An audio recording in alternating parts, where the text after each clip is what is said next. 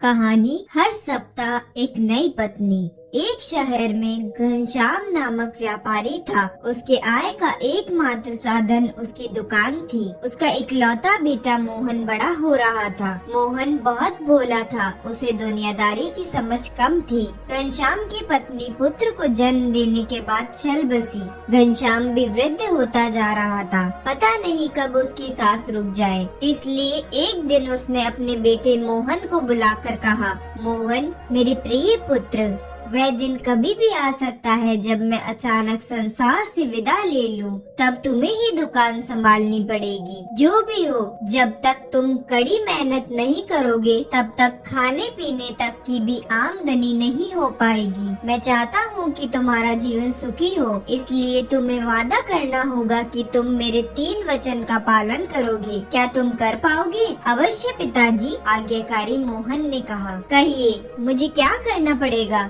घनश्याम बोले, पहला, घर और दुकान के बीच धूप में नहीं चलना। दूसरा, दैनिक भोजन में केवल चावल ही खाना। और तीसरा, विवाह करो तो हर सप्ताह एक नई पत्नी ले आना। उसके पिता ने प्यार से कहा। एक कर्तव्य का पालन करने वाले बेटे की तरह मोहन ने पिता के तीनों वचनों के पालन की स्वीकृति दे दी। उसने कहा, पिताजी, मैं आपके सभी वचनों का पालन करूँगा, किंतु मुझे समझ में नहीं आता कि इससे मुझे कैसे फायदा मिलेगा। घनश्याम ने कहा, वक्त तुम्हें सब कुछ बता देगा मेरे पुत्र, अभी चिंता करने की जरूरत नहीं है। घनश्याम अधिक दिनों तक जीवित नहीं रहा। एक दिन दुकान से लौटते ही उसकी मृत्यु हो गई। प्रथा के अनुसार उसका अंतिम संस्कार संपन्न कर दिया गया। मोहन बैठा था, उसे पिता को दिए तीनों वचन याद आ गए। घर और दुकान के बीच धूप में नहीं चलना। मोहन को समझ में नहीं आया पिता का तात्पर्य क्या था। दुकान घर से बहुत दूर नहीं थी, इसलिए घर से दुकान तक पूरी गली में उसने टेंट लगवा दिया।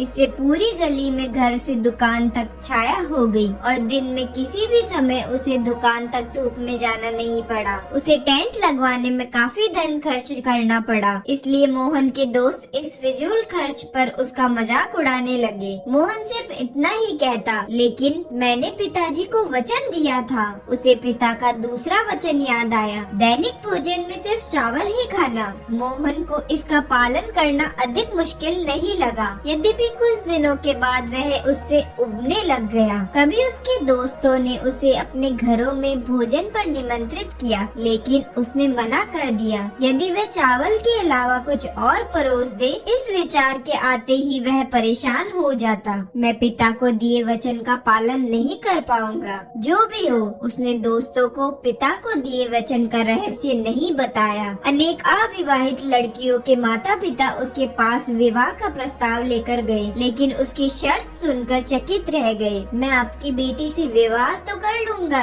किंतु वह केवल 1 सप्ताह के लिए ही मेरी पत्नी रहेगी। लड़की के पिता यह सुनकर क्रोधित और निराश होकर वापस चले जाते। मोहन की विचित्र शर्त से दुखी होकर योग्य लड़कियों के पिता दूर ही रहने लगे। शीघ्र ही पूरे शहर में वह रहस्य का पात्र बन गया। सुधा को मोहन की विचित्र शर्त के बारे में मालूम हुआ। वह उसकी दृढ़ता से बहुत प्रभावित हुई। उसने उससे विवाह करने का निश्चय लिया और अपने माता पिता को यह निर्णय बताया। वह लोग भयभीत हो गए और कहा, 1 सप्ताह के बाद वह तुम्हें निकाल देगा तो तुम्हारा क्या होगा? बेवकूफी ना करो सुधा, हम लोग तुम्हारे लिए कोई और लड़का देखेंगे।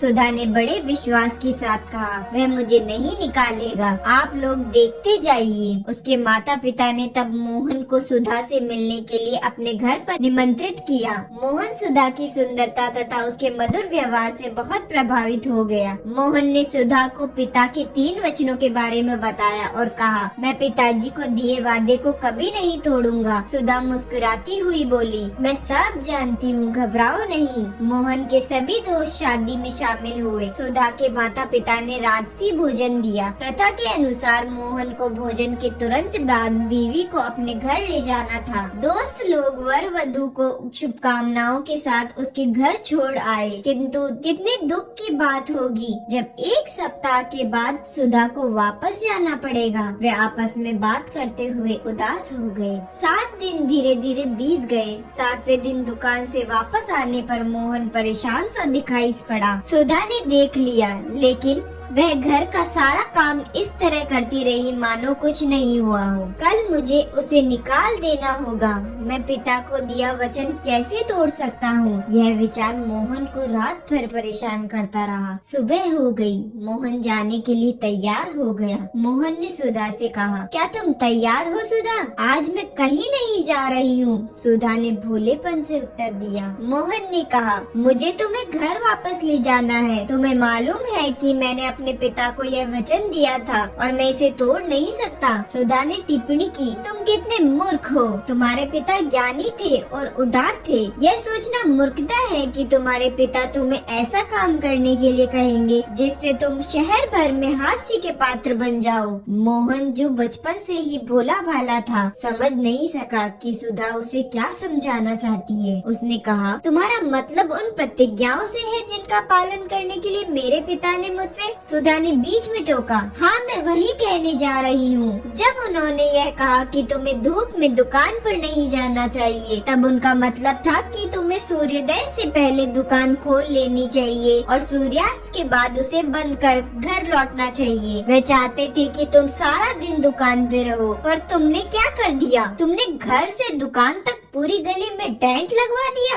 और कितना सारा धन बर्बाद कर दिया। तुम भी कितने मूर्ख निकले। सुधा थोड़ी देर के लिए रुकी, फिर बोली, उन्होंने कहा कि तुम्हें केवल चावल ही खाना चाहिए, ठीक है ना? वे चाहते थे कि तुम्हें जरूरत के अनुसार ही खाना चाहिए। भोजन के लिए अनशंट खाने की बुरी आदतें नहीं डालनी चाहिए। जब तुम्हारे दोस्तों ने भोजन करने के लिए निमंत्रित किया, तब तुमने स्वर्गीय पिता के नाम पर उनका निमंत्रण ठुकरा दिया। भगवान उनकी आत्मा को शांति प्रदान करे। अब मोहन उस पर ध्यान से नजर डाले यह जानना चाह रहा था कि वह तीसरे वचन के बारे में क्या कहेगी। सुधा ने समझाया, तुम्हारे पिता सिर्फ यह बताना चाहते थे कि तुम अपनी बीवी को बहुत प्यार से रखो। यदि तुम अपनी पत्नी को उतने ही प्यार से हर रोज देखो जैसे तुमने पहले दिन देखा था, तो हर रोज तुम्हें नई पत्नी की तरह दिखेगी। मोहन खुशी से मुस्कुरा पड़ा। सुधा, तुम तो मेरी कल्पना से भी अधिक बुद्धिमती हो। ठीक है, मैं अब तुम्हें कभी भी तुम्हारे घर वापस नहीं भेजूंगा और तुम हमेशा के लिए मेरी प्यारी पत्नी बनी रहोगी। मोहन और सुधा